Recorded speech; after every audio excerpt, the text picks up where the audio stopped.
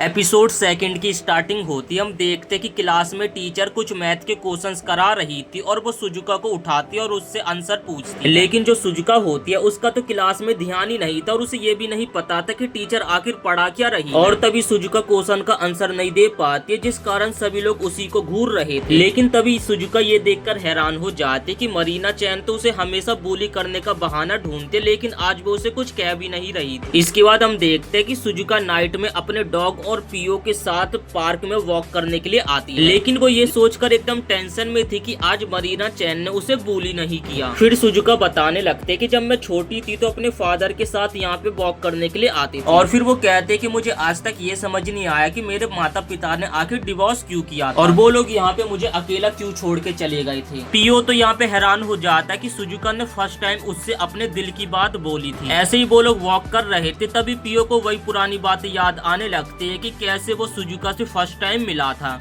और सुजुका ने उसे रोजाना ब्रेड खिलाने का वादा किया था। लेकिन अगले दिन सुजुका को होता क्या है कि वो सुसाइड करके मर जाती है और ये बात मुझे अभी तक समझ नहीं आई। और उस समय मैंने देखा था कि सुजुका का चेहरा एकदम पिंक था, जैसे कि मेरा मुस्कुराते समय हो जाता है। लेकिन इस बात की मुझे बिल्कुल भी वजह नहीं पता थी। और वो लोग पार्क में बैठे ही होते, तभी वहाँ पे अचानक से मरीना चैन आ जाती है, जो कि आते ही कहती है कि ओहो, मुझे नहीं पता था कि तुम मुझे यहाँ पे मिल जाओगी। कोई बात नहीं, अब तुम्हारा क्या होगा कालिया। तभी वो सुजुका के पास आती है और सुजुका को चांटा मार देते और ये देखकर सुजुका के डॉग चैमी को बहुत ही ज्यादा गुस्सा आती है। सुजुका के हाथ में सुजुका के डॉग का पट्टा होता, मरीना चैन लात मार के उसे दूर फेंक देती है। ये देखकर सुजुका के डॉग को गुस्सा आती है और वो जाकर मरीना चैन को बाइट कर देता है। लेकिन तभी हम देखते कि मरीना चैन तो एकदम डेविल स्माइल कर रही थी, जैसे कि ये सारा उसका एक प्लान। और जैसे उसे डॉग काटता तो मरीना चैन जोर जोर से चिल्लाने लगता। तभी जो आसपास के जो लोग होते जल्दी से एनिमल कंट्रोलिंग पुलिस को कॉल कर देते हैं। सुजुका यहाँ पे ये सारी चीजें अपनी आंखों के सामने देख रही थी और वो कुछ भी नहीं कर पाती है। तभी वहाँ पे वही एनिमल कंट्रोलिंग पुलिस आ जाते, जो कि सुजुका के डॉग को अपने साथ ले जाने लगती और कहती है कि ये डॉग खतरनाक है। सुजुका तभी अपने डॉग को बचाने के लिए भागती, क्योंकि एक लास्ट डॉग ही था जिसके कारण वो हंसती थी और खेलती। तभी टोकोपी अपना मैजिकल कैमरे को निकालता है, जिससे वो पास्ट में पहुंच जाता है। और तभी टोकोपी सुजुका को कहता है कि हम उस रास्ते से नहीं जाएंगे बल्कि दूसरे रास्ते से जाएंगे। और जब वो दूसरे रास्ते से जा रहे थे तब भी मरीना चैन उनसे टकरा जाता है। तभी टोकोपी जल्दी से दोबारा से अपने कैमरे को इस्तेमाल करता है और वो लोग फिर से पास्ट में पहुंच जाते हैं। लेकिन तभी उनके सामने दोबारा से मरीना चैन आ जाती है। यहाँ पे टोकोपी को बिल्कुल भी समझ नहीं आ रहा था कि ये क्या हो रहा। वो लोग किसी भी रास्ते से जा रहे हैं, उनके सामने मरीना चैन आ जाती है। इसके बाद हम मरीना चैन को देखते, जो कि कहती एग्जैक्टली जो मैं चाहती थी सारा चीज मेरे प्लान के अकॉर्डिंग हो रहा है। और दूसरी तरह हम सुजुका को देखते, जो कि काफी ज्यादा उदास बैठी हुई थी। उसका लास्ट एक हंसने का सहारा था, वो भी उससे छीन लिया गया। तभी सुजुका दोबारा से डार्क मोड में चली जाती सुसाइड करने के लिए, जैसा कि हमने पहले एपिसोड में देखा था।